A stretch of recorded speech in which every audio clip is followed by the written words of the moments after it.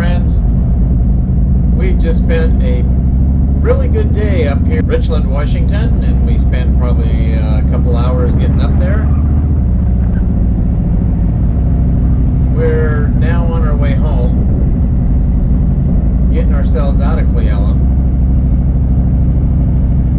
We wanted to make sure that we left before the storm came in. There was a front coming in just south of us, and we left, it was around 4 o'clock, 3:30, 4 o'clock in the evening.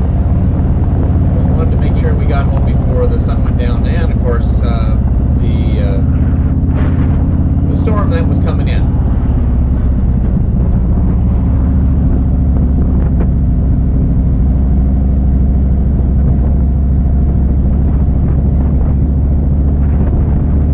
So how's everybody doing as we're getting ready to get in there and get on the highway here?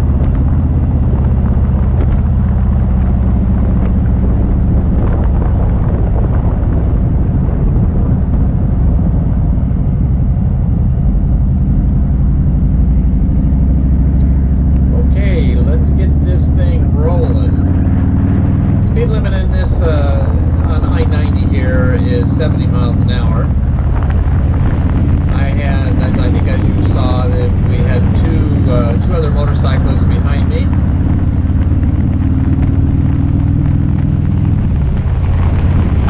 One of the things about this road is that there's, of course, the ruts, and I don't think you can see them, but on each side of the lane there are little cutouts, and who knows what they're for.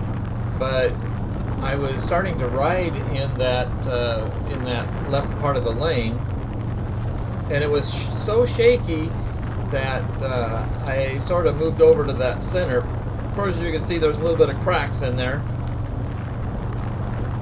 but I felt it was better to ride in the center of the lane, at least, and we could go single file, and that way it's not so rough. You can see it's still spraying up here.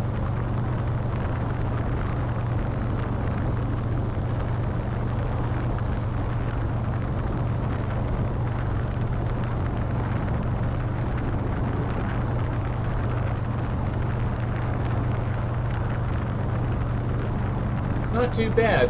At least the wind had stopped, had died down quite a bit.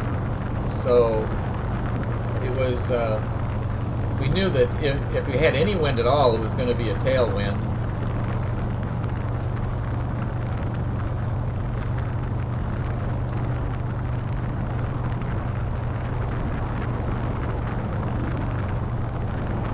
Now these bridges, they're just really bad. They've got, there's a lot of patches on these bridges.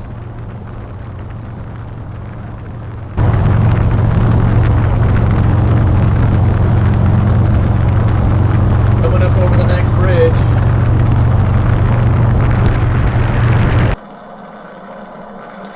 And I just hit a rock. I just, at this point, I said at my mic, I said, there's a rock in the center of the road anyway, and so everybody was able to spread themselves out a little bit past that rock. And at that point I was having just a little bit of problems trying to keep the bike in the center of the road as I was doing there, and there was a rest area right up here, and I decided, well, you know, maybe it's just the road itself, and I decided to pass up that rest area. And of course, hindsight, I guess I should have stopped and been a little easier on us. So I got past these two trucks, and then went back over, and I decided that one more thing that I would try was getting into this soft, or at least the better part of the road.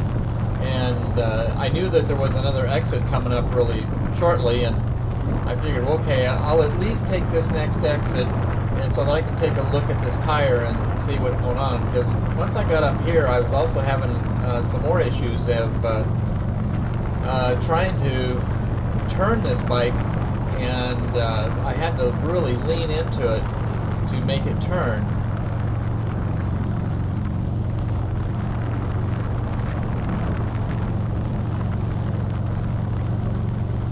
Just kept moving it, and again, you know, just it was really noticeable about this time. And so here's the exit, and I just took that exit and got up there.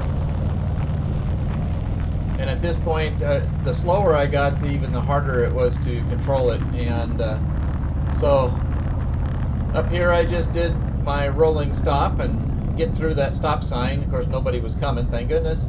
And so I just went ahead and rolled through it and got on the other side of this. And now you can see what I was looking at. Cracked the center of the wheel.